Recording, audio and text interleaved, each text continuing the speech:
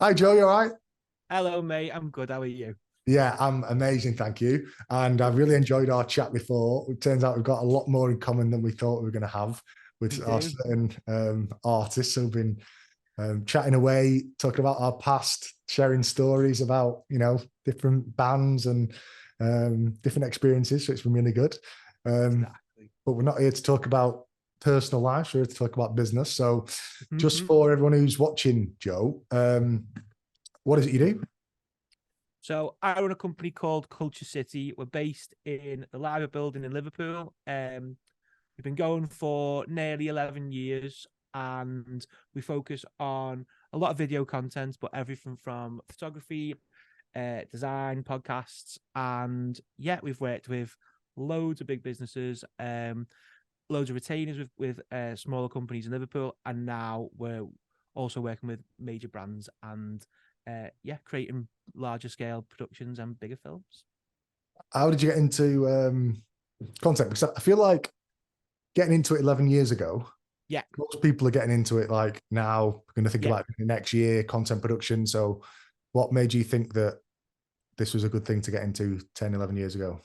Well, our thing was, I felt like we were more pushed into the industry rather than like chose it, to be honest. So we started on a film and media course in John Moore's, and at that time, like no offense to John Moore's, but at that time the course wasn't right for me.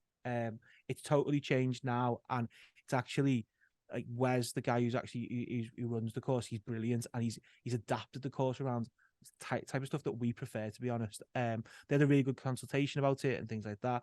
But at the time, it was going on a film and media course, and over 3 years, not really making many films, if any films, to be totally honest with you.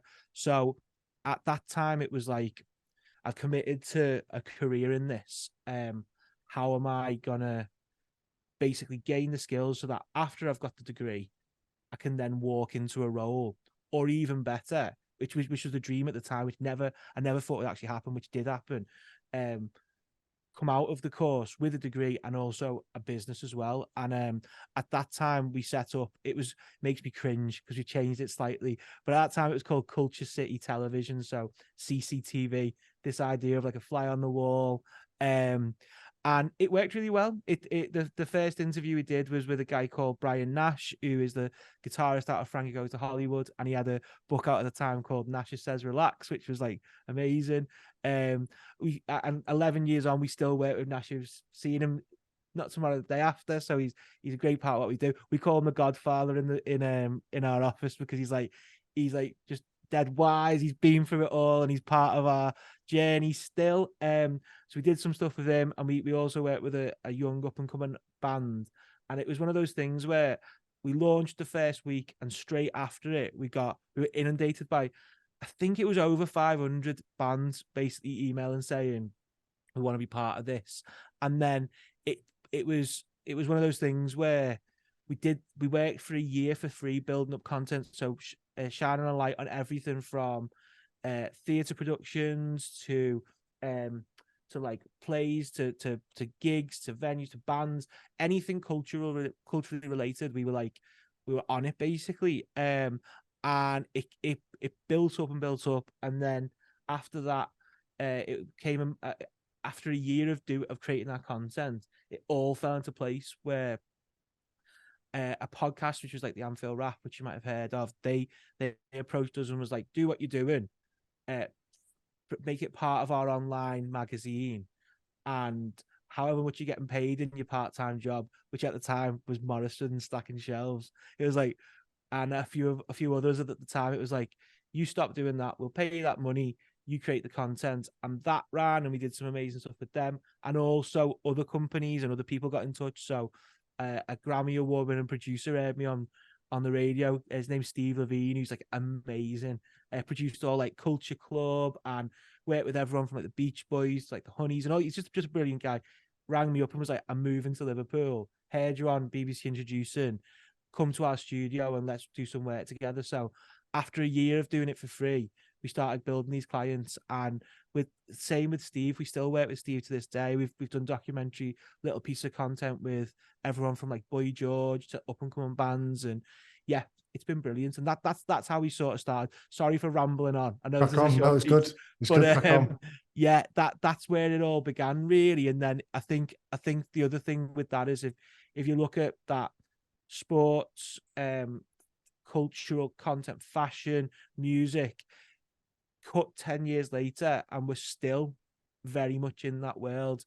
The biggest brands we work with are in those industries, and those clients we're working with, it might only be once a year, but it might be a bigger project.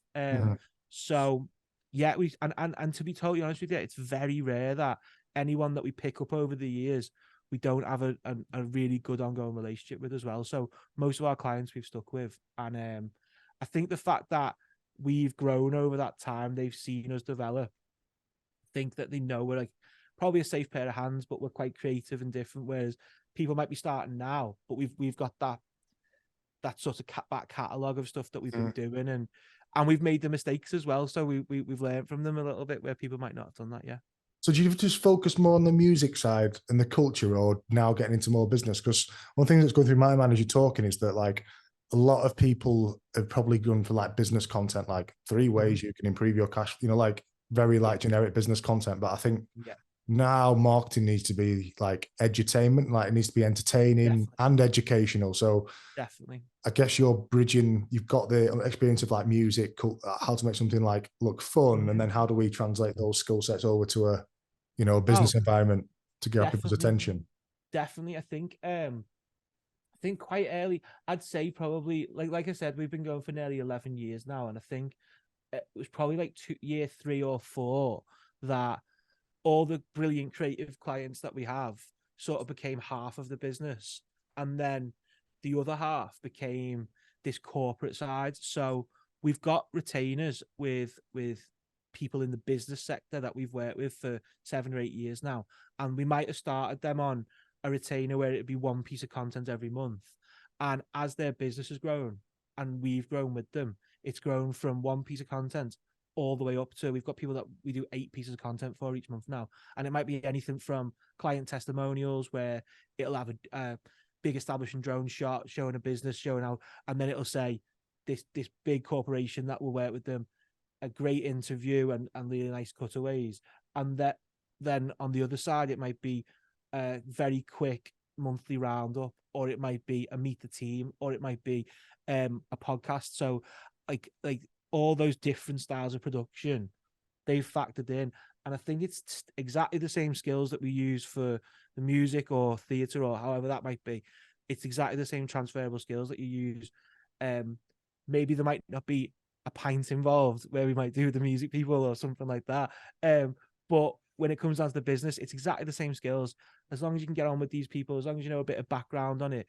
And I think as well, it's this, I said to you briefly beforehand, that we've become, for a lot of these corporate clients, we become their creative arm. So they might have a marketing company, but when it comes down to content, they probably don't have anyone that they use. So this idea of coming in, integrating with the team, knowing them, getting on well with them, becoming like this, an extended part of that business, that's worked really, really well for us, like a creative partner or however you want to put it. And I think as well, to be honest with you, a lot of those businesses probably like the fact that we're going out doing these big multicam shoots with bands and artists, and we're not just the same business that comes in and just does meet the team after meet the team after meet the team. The fact that we're doing feature-length documentary pieces and we're growing the business on that side probably benefits those smaller companies or the corporate side as much as it does with the other businesses as well. Yeah, one of the things that I find with when we're working with clients and they've got like agencies, they might have the best Google Ads agency or the best Meta paid ads agency or the best, and they're like can design the best website, but when it comes to the creative, they just fall flat on the face. So I think you can't be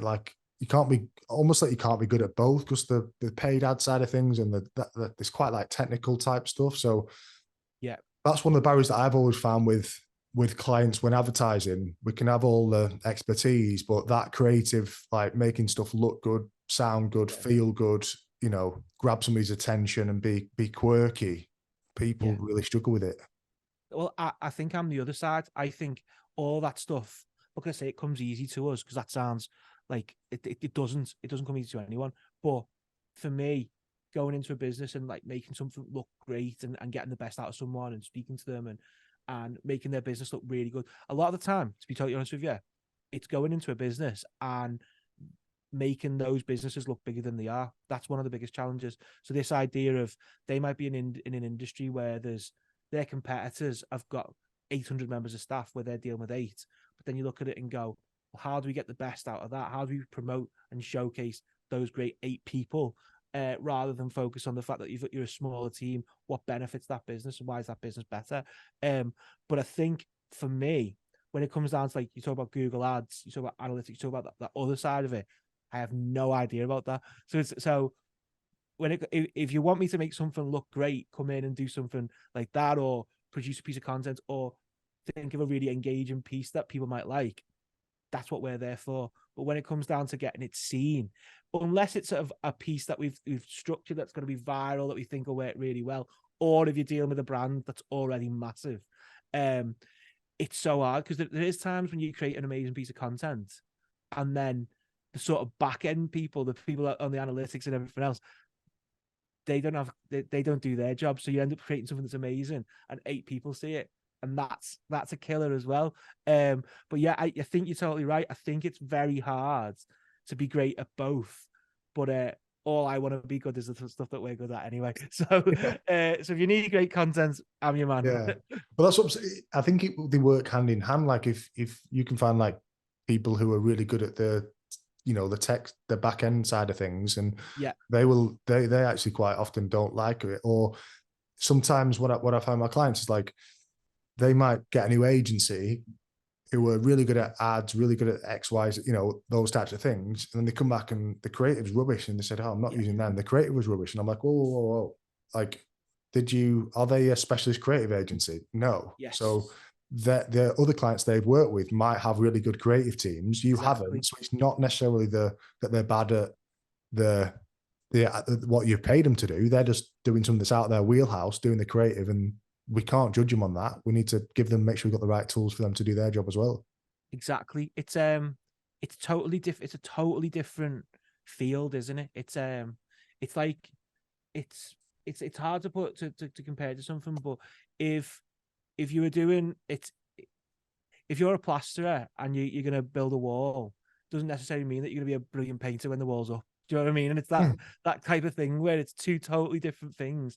But I think when it comes down to creative, I think it's good to keep them separate as well, because I actually hate it when you have a client who's like, we want this to be seen by 10 million people. And I'm like, I can't do that. But what I can do is I can make you something that's really good that you're going to love. And then if you can get it to reach those people, brilliant. But a lot of the time, a lot of this generation of the sort of TikTok generation, if you want to call it that, a lot of those pieces of content that do really, really well, you can't put your finger on it. You can't. And we've worked with clients where we'll do something that you go, that's just reached 2 million people. And it's someone reviewing a butty or something like that, reviewing a sandwich. And then the next day, the same person does the same thing in a different shop and a slightly different video, the exact same content, and it reaches 500 people. And there's, you as long as you're putting out great content and it lands with the right people, you can't really go down the route of saying, I want it to go viral. I just want to make something really good. That's how I look at it. I've got 2 questions for you that I'm interested in myself. So first one is, how does your approach differ between dealing with, like, I don't know if I can say some of the brands you mentioned earlier on, but some of the big sports brands you're working with versus, somebody who's a 3-man band or 4-man band? How does that approach, what's the difference in approaching those 2 things? Apart, obviously budget is going to be one of them. And then my other thought is as well, like, what's the difference between, so this, answer that first and I'll answer my next question after.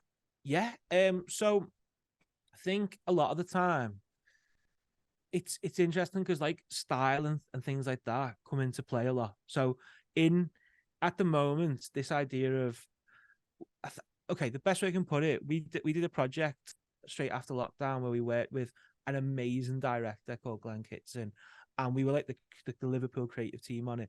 And then we also worked with an amazing photographer and producer called Johnny Turton. And our job was like the dream job. It was for promoting the the Nike shoe, the 110s. Yeah, so very synonymous with Liverpool. It's like these amazing. Anyway, so our job was go out, shoot Liverpool, make it look amazing, and highlight the fact that Liverpool has a connection with these shoes. That was like the perfect brief. And one of the things that was amazing about it was that was from Nike. That was through Nike and Seven Store, and Glenn was the kind of the client as the director, but it was just so free. It was so, compared to other clients, it was like, just go out, make it look amazing, and then we'll do our bit afterwards. And I remember Johnny having this chat with Johnny where he was like, I think he came from New York at the time. He's still in Liverpool now, but he was, and we're there as this in this posh office in the Liver building, and we've got like these cinema cameras shooting 8K and all this stuff. And he was like, it just needs to like look boss. And I think that was really important to Nike and to that project and everything else. And when we looked at it, we were mixing like cinema cameras with VHS. They even had like like on a building site, the thermal camera.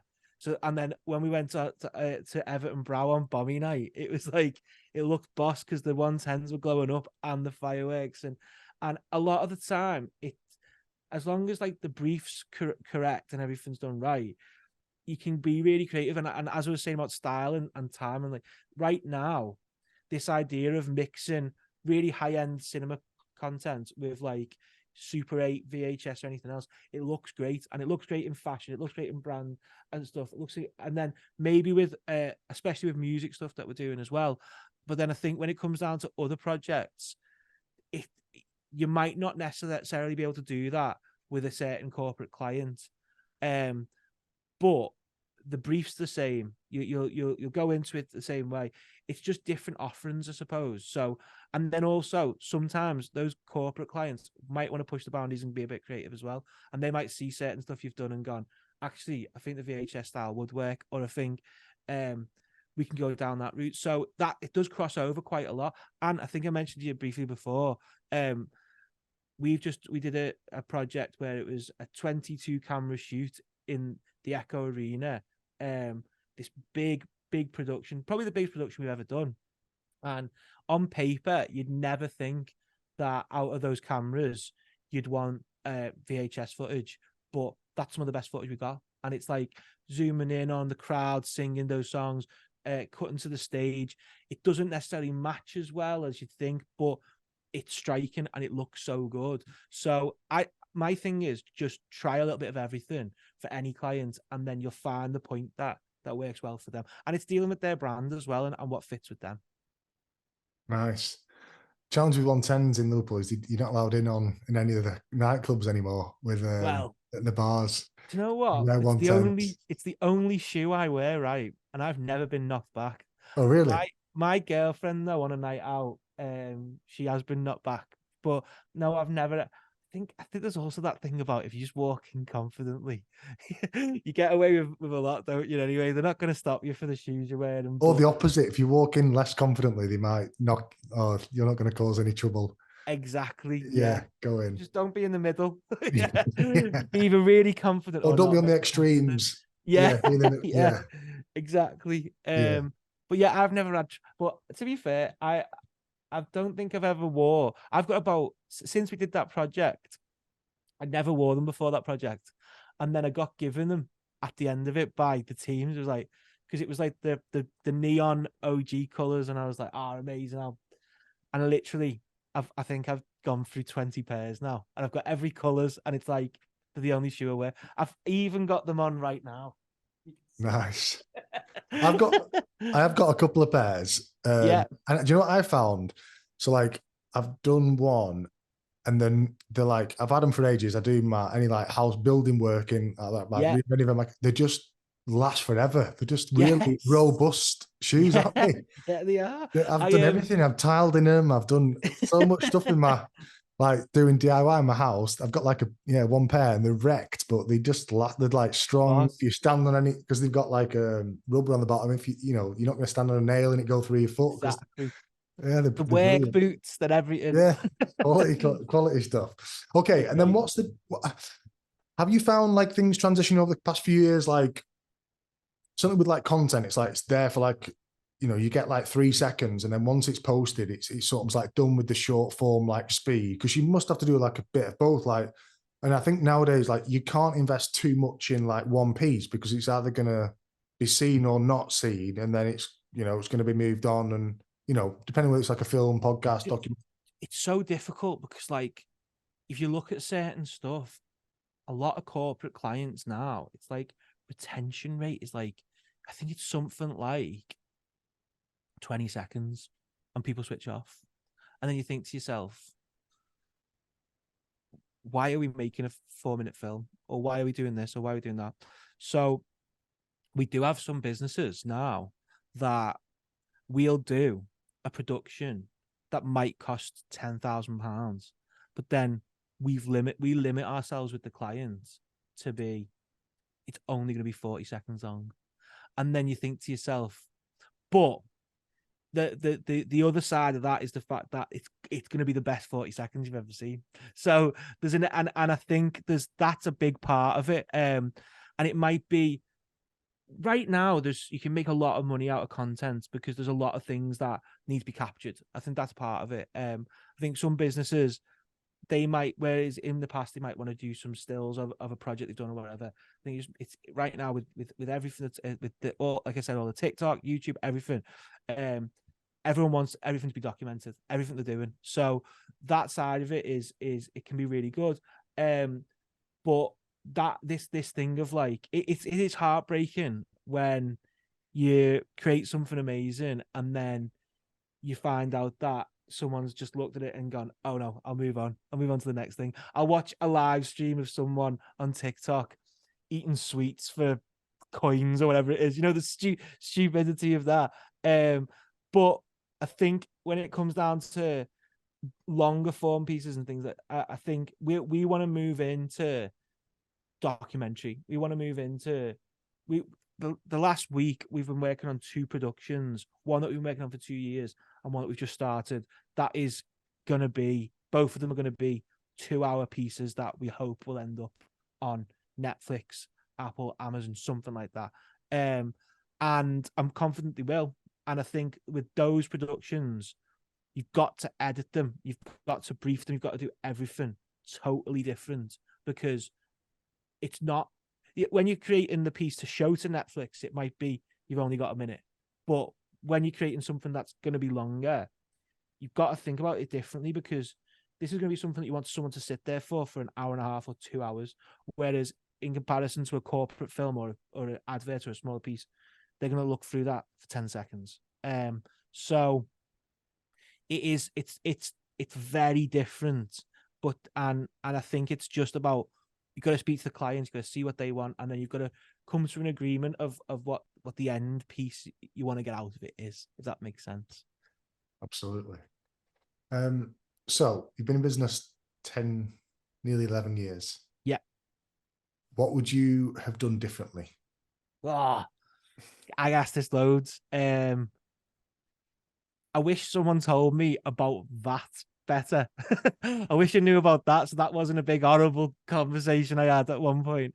I wish I knew more about accounting. I wish, because as I said to you at the start, we fell into this more than any other business, I think, because it was a need for, we need to get good at something, and then you get your first invoice come through, and then you get, your first paid client comes through, and then it snowballs, and then you're 3 years down the line, and you need to have an accountant, and they're the things that, for me, I think need to be taught in schools, because there's so many people out there now setting up businesses that have no idea about.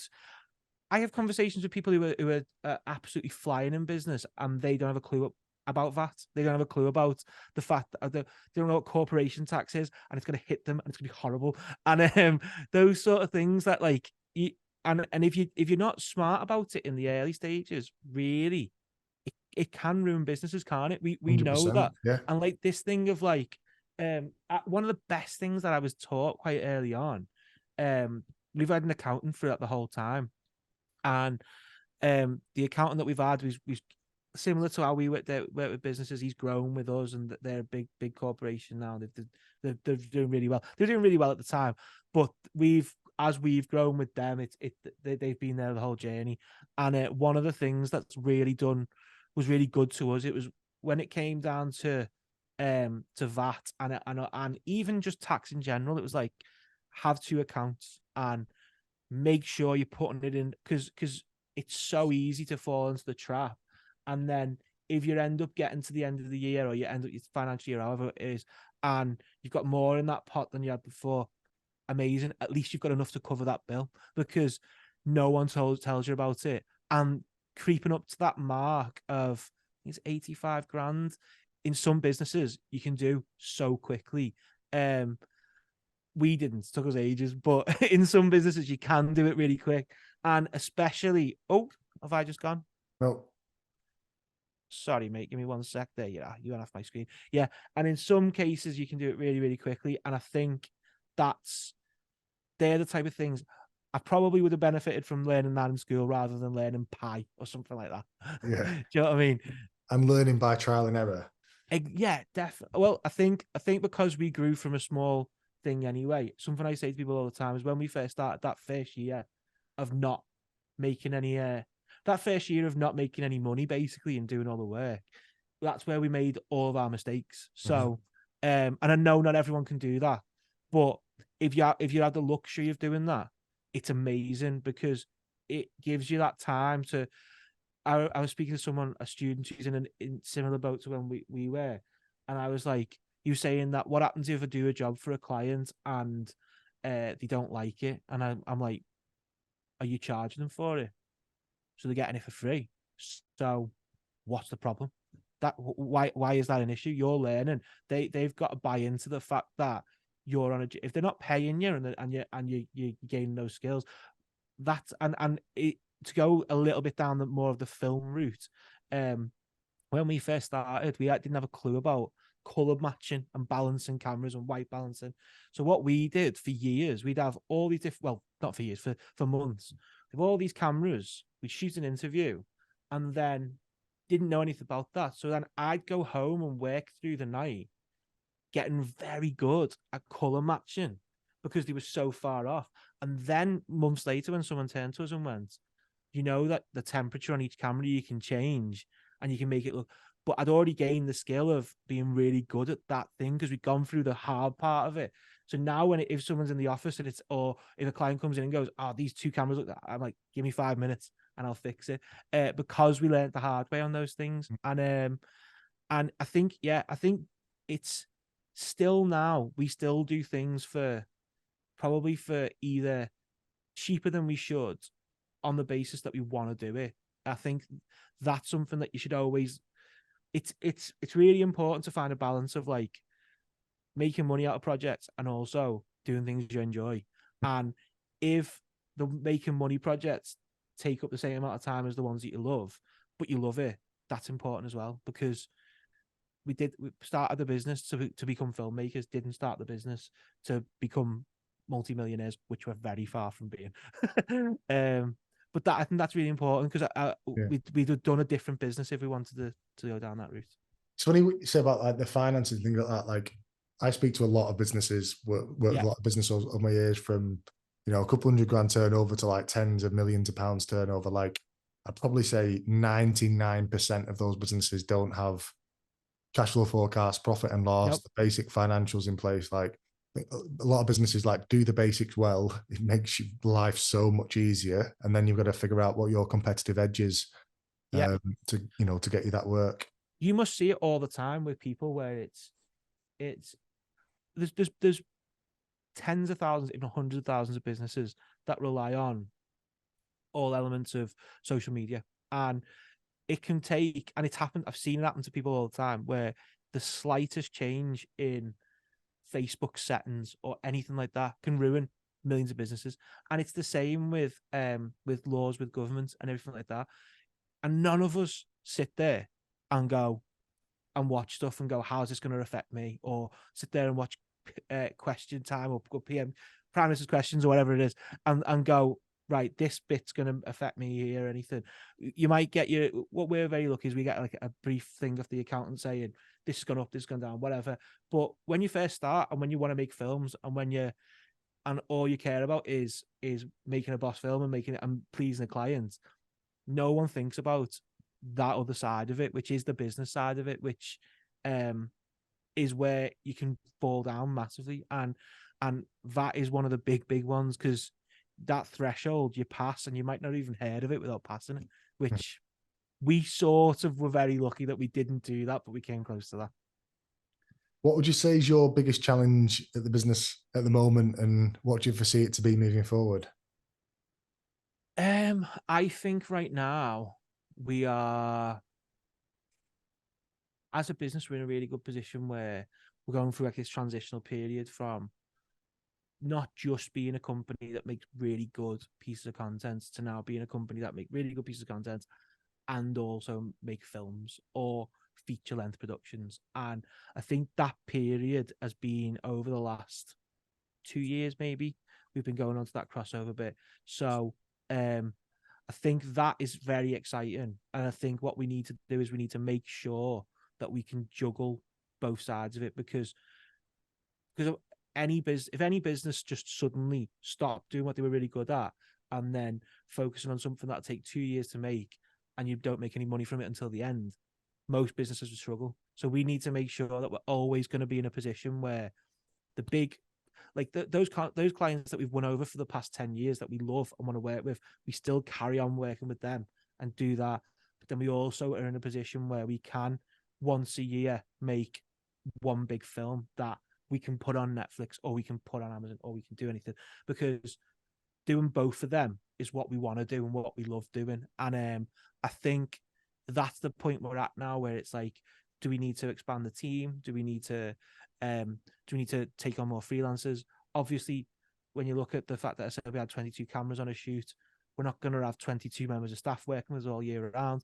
So it's finding that balance. And I think also it's something you said earlier, where it's like we're quite specific about who we want to work with. So we don't want to just take on a client that wants a load of video content. We want to make sure it aligns with everything that we are part of. Like, one of our favorite projects that we do is teaching students that might not know about film, teaching them how to create content that's amazing.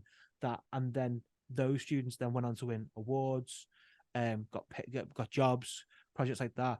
Now, we could make that amount of money that we do on those courses in one day, but we'd rather have that string to have that part of our business and maybe sacrifice making more money to do something that we love as well. What do you do for marketing? None. You'll know this from like where you're at. Produce great content. Yeah, it's the last thing you look at is yourself in it. When it comes down to any part of your business, I think this is something that's interesting that we've always looked at and we've always said, is that because it's been like this like since this sort of effect that it's just grown and grown and grown. It might have started off apart from lockdown, we've never ever had a quiet period. Genuinely, it's been moving on to the next stuff. When something like lockdown hits, that is really interesting, because you then have to pivot and do different stuff, as everyone knows. But when it came down to with us as a business, we've never really stopped and reflect on ourselves as much. So we might do a roundup video once a year that reflects on like how great our clients are and stuff like that and the projects we've done. But looking this time next year, we want to start integrating the work that we do for other businesses with ourselves. But then you're never going to put that at the top of the pile, are you? You're never going to do that. One thing that, yeah, you should definitely. One thing that I think changes a business's trajectory is you have to sort of like swallow the pill that you have to remember that your business is your first client. Yeah.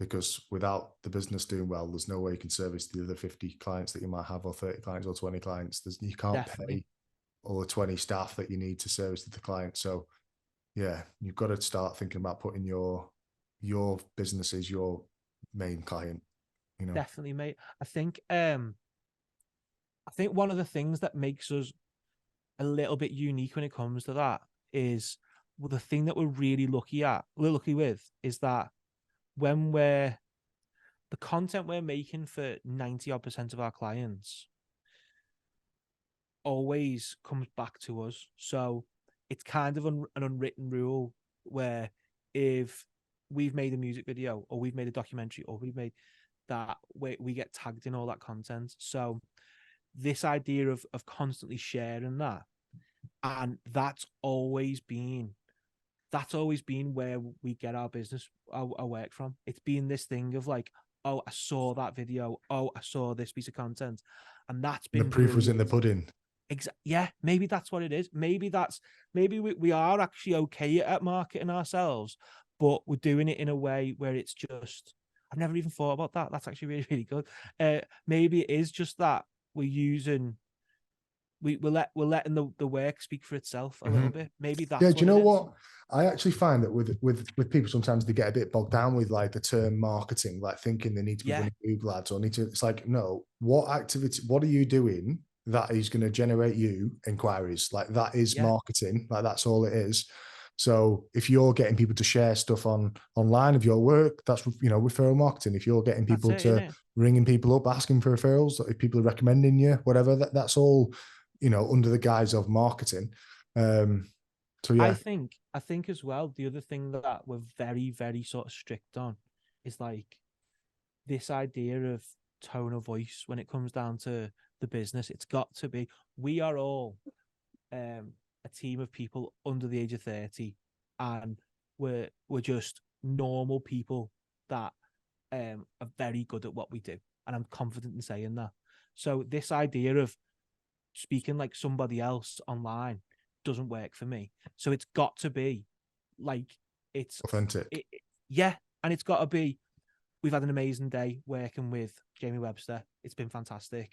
Here's a photo. It's got to be straight from the heart, really. It's got to be how you actually feel. Because if we went down a different route, if it was, oh, we just do this, look how amazing this video is of Nike that we've just done. Great to work with this project. It just wouldn't be right. It'd have to be, I'm made up to announce that we've just done this project with Nike. I'm made up that this video we've just done with Open Media has reached X number of people. It's got to be real, hasn't it? And I think that probably works better for us than doing an ad campaign or something like that. I agree. Maybe that's it. Maybe Yeah. that's it. So begin to wrap up then. So where do you see the business in 5 years? Questions. The reason I hate this question is, it's a really good question, but the reason I hate it is, if you said to me where we were at 5 years ago, I'd never been able to say where we're at now. So that's one of the difficulties. I think it's a bit more obvious now that we're in a position where we can shoot really good content. We're really good at what we do, and I think we're only going to get better at that. I think we'll probably have produced a series of films that we could talk properly about, like that not just this sort of secret thing that we're talking about right now. It's like, I think we'll have done a series of films that will be out there that will be amazing. And I think we'll probably be in a position where we've got more staff, we've got bigger clients, we've got more clients, we've helped the clients that we still work with now, and then probably we'll have some sort of studio space, and we'll have loads more people working with us. Yeah, I get the impression that you're almost living your dream already. Yeah. Yeah, probably. As long as it stays like this, Yeah, then you're I'll be just made chuffed. up. Yeah, Um, you had no and expectations, and no, every day it gets better. You're just even more happy. yeah, I've yeah, read a definition of happiness, and it was something like happiness is wanting what you already have. Yes. Right. That's the clip that you've got to put out, because that's the best thing I've ever heard. Yeah. So that's the one from that's exactly it. And I think I